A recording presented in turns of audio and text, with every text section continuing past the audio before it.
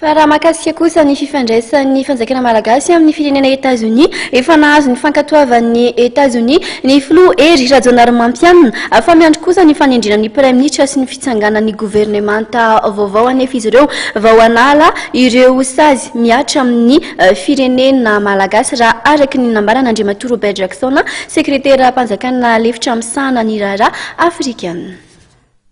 Mbola nanamafiatrana Andriamatoa Robert Jackson, sekretera mpanjakana lefitra misahana ny raharaha afrikana nandritra ny fionana tamin'ny mpampalala vaovao teny amin'ny masivon'ny États-Unis fa mankatoy ny filoham-pirenena Hery Rajaonarimampianina.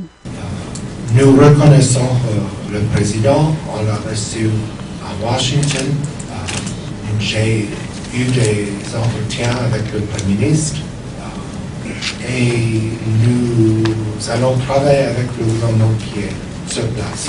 Cependant, la plupart des ministres, tous les ministres, sont des ministres qui étaient là pour la transition et avant d'enlever nos sanctions et reprendre notre collaboration dans d'autres domaines, nous voulons voir la composition du nouvel gouvernement.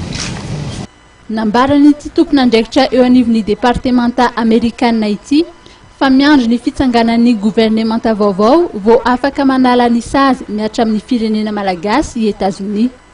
Raha ny hevitra ity farany dia tsy tsara ho an'ny malagasy raha misy olona izay nandray anjara tamin'ny fanonganam-panjakana ao anatin'izany gouvernementa izany.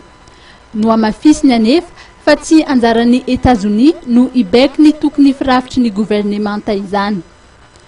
No amarin'ny Andriamatoa Robert Jackson fa niona tamin'ny ramatoa Lalora Valmanana ny tenany ary niresaka ny toetra raha-pirenena. Lotsindriny fa voarakitra ao anatin'ny sordalana ny fiverenan'ireo sesitany politika. Feno ve ny fepetra ara-pitoniana iverenan'ny filoha teo aloha. Ho an'ity solontenan'ny departementa amerikanina ity dia ny malagasy no tokony hamaritra ny fotoana iverenan'ny sesitany politika. Raha ny fantatra dia tsy hisy ny fanendrenan'ny masivo amerikanina vaovao miasa sy monina eto amintsika raha tsy efa fantatra avokoa ny mpikambana ao anatin'ny gouvernementa. Mbola mitady marimaritra iraisana ireo voakasika izany raha ny voalazany ary manantena ny États-Unis fa ho izy vokany izany.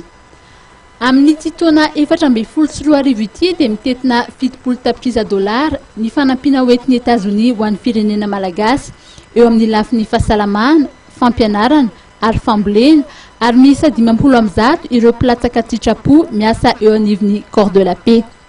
Vonina ny iara-iasa amin'ny gouvernementa ny États-Unis mba hamaritra ireo sehatry ny fiaraha-miasa hafa. Ny fiverenana amin'lohan'ny fiaraha-miasa rehetra toy ny fiverenan'ny AGOA nefa dia miankina amin'ny firafitry ny gouvernementa izay hitsangana.